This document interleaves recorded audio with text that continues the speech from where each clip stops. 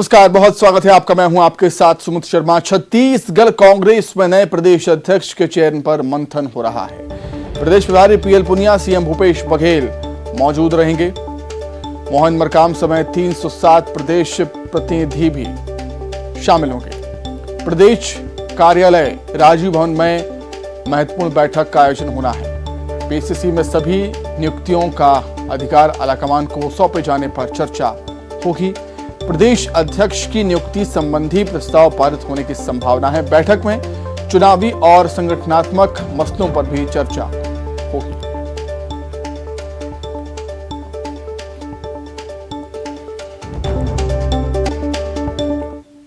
कांग्रेस की आज अहम बैठक है। संगठन के लिहाज से इस बैठक को काफी महत्वपूर्ण माना जा रहा है और बैठक लेंगे प्रदेश प्रभारी पीएल पुनिया। पीएल पुनिया खुद इस वक्त मेरे साथ मौजूद हैं, इनसे ही जान लेते हैं। सर, क्या कुछ इस बैठक में रहेगा खास? कौन सी रणनीति है जिस पर चर्चा होने वाली है?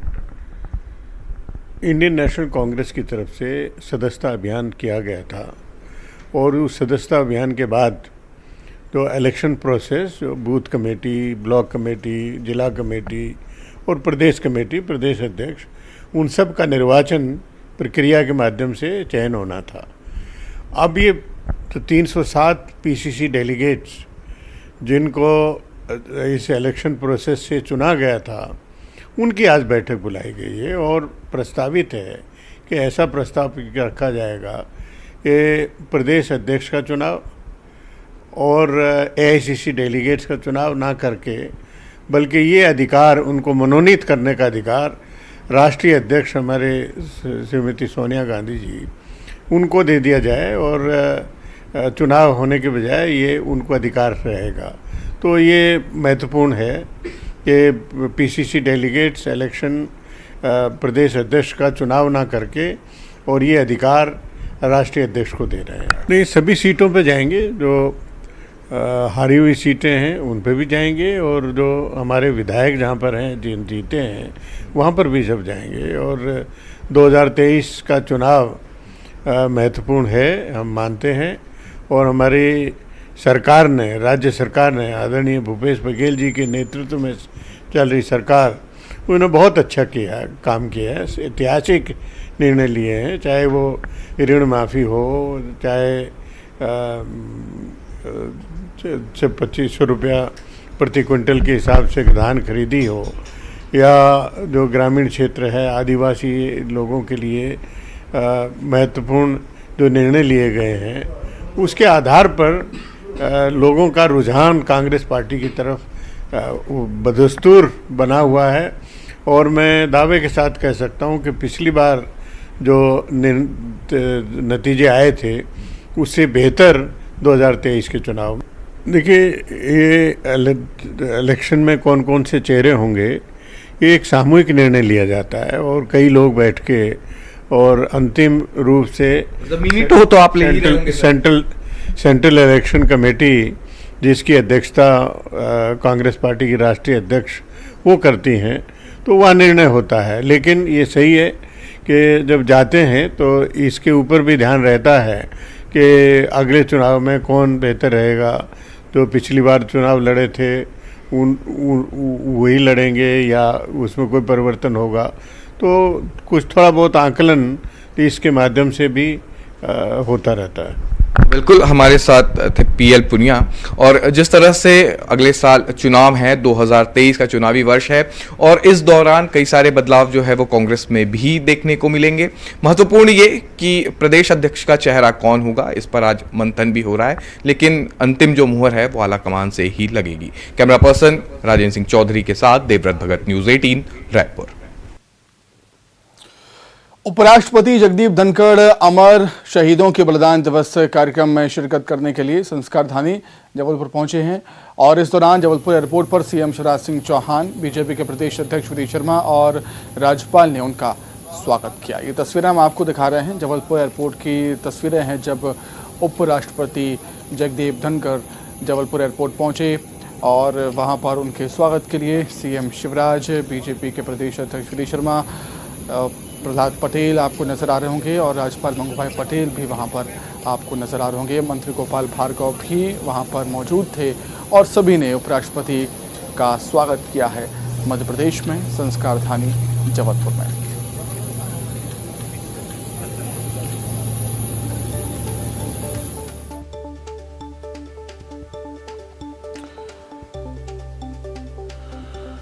तो अमर शहीदों के बलिदान दिवस कार्यक्रम में शिरकत करने के लिए संस्कार धानी जबलपुर पहुंच चुके हैं उपराष्ट्रपति जगदीप धनखड़ और कार्यक्रम में शिरकत वो करेंगे। अब से कुछ देर में कार्यक्रम का आयोजन और उनकी अगवानी की, उनका स्वागत किया सीएम शिवराज ने, प्रदेश अध्यक्ष सुरेश शर्मा ने, राज्यपाल मंगूभाई पटेल ने, प्रहलाद पटेल ने, मंत्री गोपाल भार्गव ने।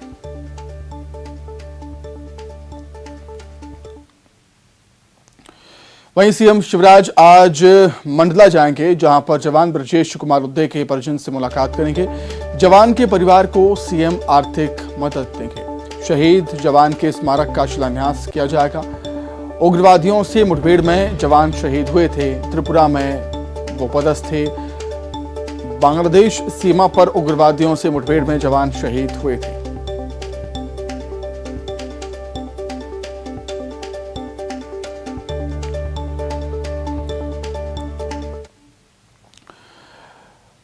राजा शंकर शाह और रघुनाथ शाह का आज शहीदी दिवस है। कमलनाथ कांग्रेस दफ्तर में श्रद्धांजलि देंगे। पीसीसी चीफ आज छिंदवाड़ा जाएंगे। निकाय चुनाव को लेकर कार्यकर्ताओं से चर्चा भी होगी। भोपाल से बड़ी खबर, राजा शंकर शाह और रघुनाथ शाह का शहीदी दिवस है आज। पीसीसी अध्यक्ष कमलनाथ आज पीसीसी दफ्तर में श्रद्धांजलि उनको देंगे। पीसीसी चीफ आज छिंदवाड़ा जाएंगे। निकाय चुनाव को लेकर कार्यकर्ताओं से चर्चा करेंगे।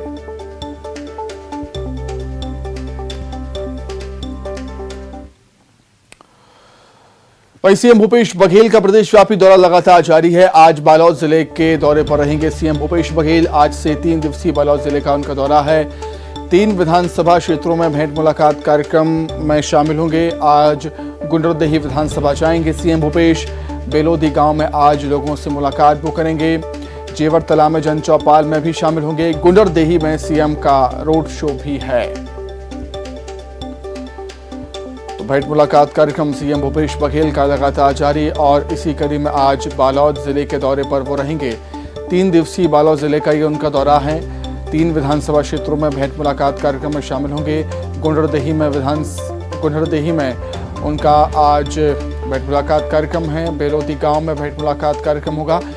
जेवरतला में जन चौपाल है और गुंडरदेही में ही रोड शो है सीएम भूपेश बघेल का।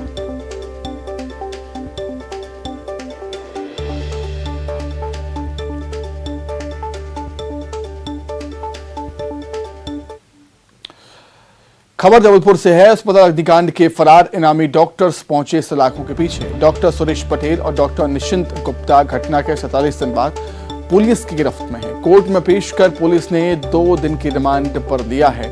फरारी के दौरान किस किस से संपर्क किया था, कहां छिपे रहे, कई ऐसे सवाल हैं जो अब पुलिस उनसे पूछेगी। घटना को लेकर पुलिस लगातार पूछताछ करेगी। 1 अगस्त को न्यू लाइफ हॉस्पिटल में अग्निकांड हुआ था, हादसा हुआ था, जिसमें 8 लोगों की जान चली गई थी। पुलिस अस्पताल के 2 डॉक्टर और मैनेजर को पहले ही गिरफ्तार कर चुकी है।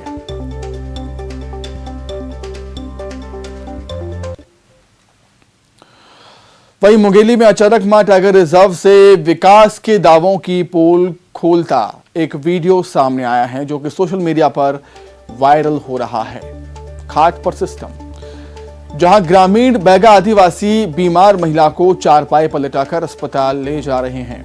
वीडियो में आप देख सकते हैं कि कैसे ओफंती नदी में से चारपाई पर बीमार महिला को नदी पार करवाई जा रही है। ग्रामीणों के मुताबिक निर्माण में रोक लगने से पुल का निर्माण नहीं हो पाया। पुल का इंतजार है लोगों को, लेकिन जब मौसम बारिश का होता है तो ऐसे हालात बन जाते हैं। तस्वीरों में आप देख सकते हैं किस तरीके से जान जोखिम में डालकर लोग बीमार महिला को चारपाई पर लिटाकर नदी पार करा रहे हैं। क्या करें, मजबूरी है। पुल की मांग यहां पर की गई, लेकिन पुल का निर्माण अभी तक नहीं हो पाया।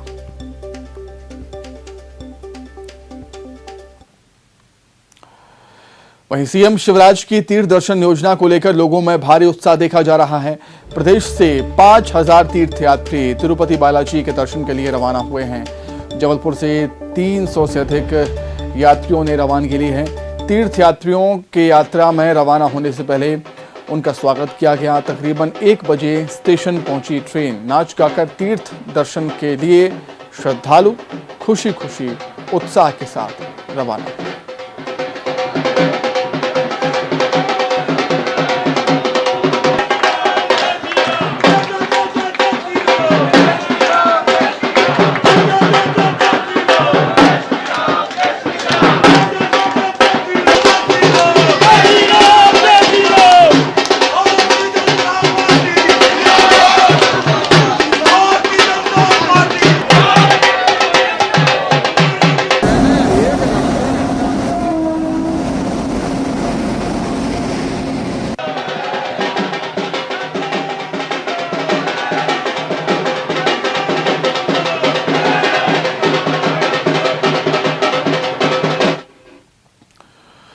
चलिए अब सीधे जबलपुर का रुख करते हैं। Justice JS Verma memorial lecture कार्यक्रम उपराष्ट्रपति जगदीप धनखड़ कार्यक्रम में शामिल हुए हैं। And Shri Vijay Chaudhary, chairman state bar council of Madhya Pradesh. Ladies and gentleman, justice Singh Chauhan, राज्यपाल मंगू भाई पटेल भी मौजूद हैं। सुप्रीम कोर्ट के न्यायाधीश संजय किशन कौल, सुप्रीम कोर्ट के न्यायाधीश JK महेश्वरी, मध्य प्रदेश के चीफ जस्टिस रवि मलिमथ, मुख्यमंत्री शिवराज सिंह चौहान भी कार्यक्रम में मौजूद हैं। Justice Verma also served as the chief of the National Human Rights Commission and was the first head of the News Broadcasting Standards Authority. And today, to pay homage to the great personality who was a legacy of fearlessness, we are privileged to have the honorable presence of such eminent dignitaries. And I would now like to request Shri Vivek Tankha, Chairman Justice Verma Memorial Committee, to kindly do the honors of welcoming and felicitating our honorable chief guest, His Excellency Shri Jagdeep Dhankar Ji, the Honorable Vice President of India.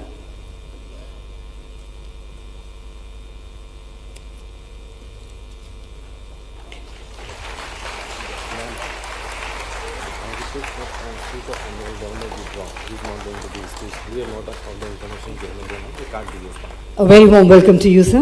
Thank you, Mr. Tankha, for doing the honors. I would now invite Advocate R.K. Singh Saini, President, District Advocates Bar Association, to kindly welcome.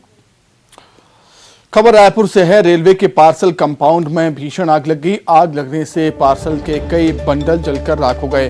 दमकल की team ने कड़ी मशक्कत के बाद आग पर काबू पाया। बताया जाता है कि सुबह करीब 5 बजे ये आग लगी थी। खबर रायपुर से है। तस्वीरों में आप देख सकते हैं कि कितनी भीषण आग लगी है। रेलवे के पार्सल कंपाउंड में ये आग लगी थी। आग लगने से पार्सल के कई बंडल जलकर राख हो गए। इंदौर से खबर है। किसानों को उनकी उपज का समय पर भुगतान नहीं करने पर 5 व्यापारिक प्रतिष्ठानों पर कार्रवाई हुई। 2 के लाइसेंस निरस्त हुए हैं, 3 के लाइसेंस निलंबित। किसानों की शिकायत पर SK ट्रेडर्स और RR एंटरप्राइजेस के लाइसेंस कैंसिल हुए। Mansingh Saindhav and company, Deepanshu trading company और जया लक्ष्मी फूड्स के लाइसेंस निलंबित हुए।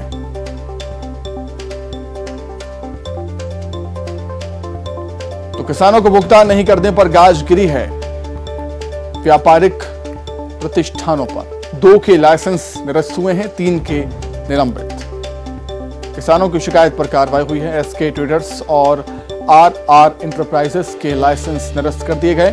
मानसिंह सैंधव और and company, Deepanshu trading company और जया लक्ष्मी फूड्स के लाइसेंस निलंबित हुए हैं।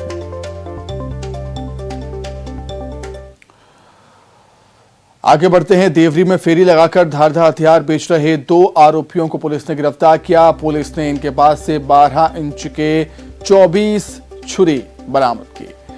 पुलिस की माने तो इलाके के बदमाश इनसे ये हथियार खरीदते थे और वारदात को अंजाम दिया करते थे। देखिए तस्वीरें टेबल पर रखे आपको चाकू नजर आ रहे होंगे। 12 इंच के 24 चाकू बरामद हुए हैं। फेरी लगाकर ये आरोपी बदमाशों को चाकू बेचा करते थे।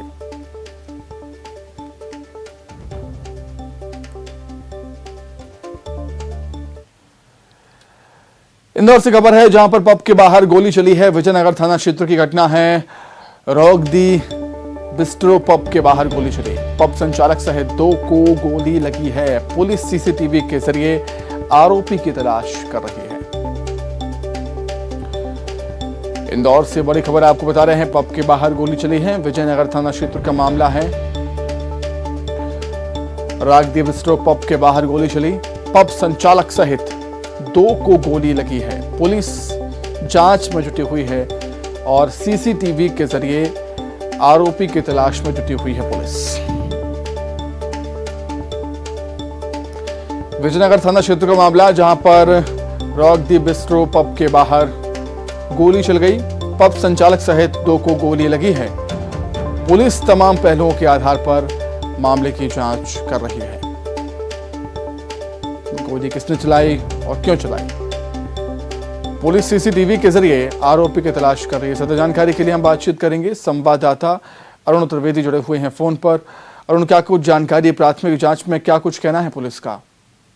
देखिए, पब को लेकर पब के बाहर फायरिंग हुई है। 2 लोगों में, जो पब के मालिक हैं उनमें आपस का कोई विवाद था, उसको लेकर दोनों पक्ष भिड़ गए और फायरिंग कर दी। हालांकि पुलिस इस मामले की जांच कर रही है और सीसीटीवी फुटेज तलाश रही है कि आखिरकार ये मामला क्या था। हालांकि अभी तक पुलिस मामले की तह तक नहीं पहुंची है और अभी ये सिर्फ इतनी जानकारी मिली है क्योंकि देर रात का मामला था और पब के बाहर का ये मामला था। हालांकि रात में ही पुलिस पहुंच गई थी और सीसीटीवी फुटेज के में अब पूरे मामले का खुलासा होगा कि आखिरकार किस बात को लेकर ये गोली चलाई गई थी। ठीक है अरुण, आपका बहुत शुक्रिया तमाम जानकारी के लिए। जुड़ने के लिए आपका बहुत धन्यवाद। छत्तीसगढ़ के सुकमा में आईईडी बम को निष्क्रिय किया गया है। नक्सलियों के जरिए आईईडी बम को लगाया गया था।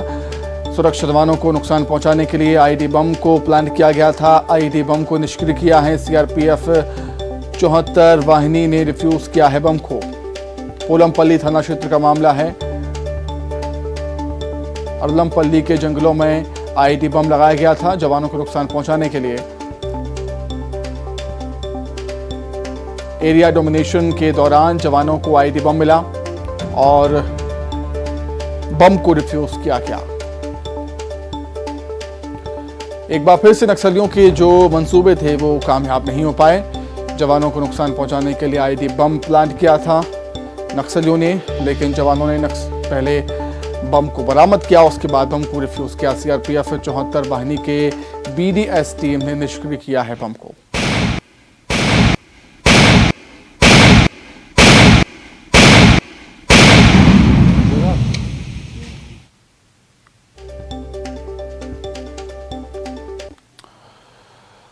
तो इसी के साथ ही फिलहाल इस बुलेटिन में इतना ही। खबरें लगातार जारी है। नमस्कार।